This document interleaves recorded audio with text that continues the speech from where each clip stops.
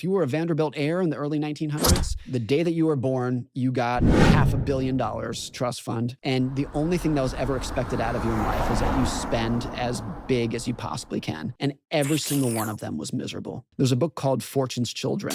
The Vanderbilt family was the richest family that the world had ever seen.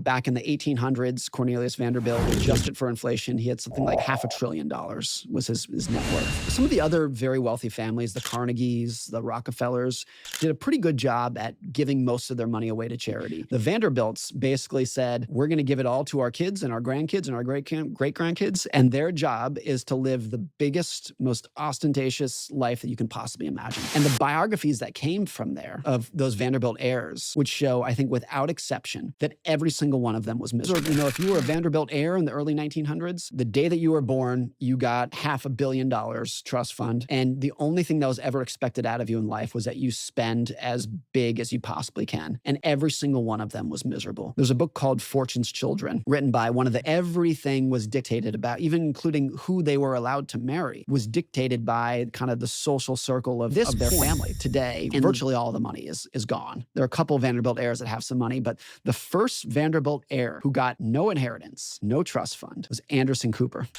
the CNN host, who I'm sure most people are familiar with. His mother, Gloria Vanderbilt, was kind of the last person to get a big trust fund.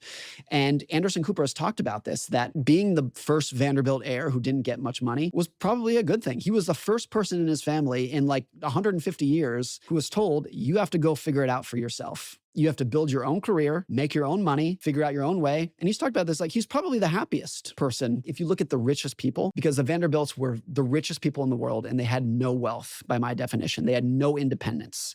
They had no ability to live their own life. I think that's the difference between rich and wealthy.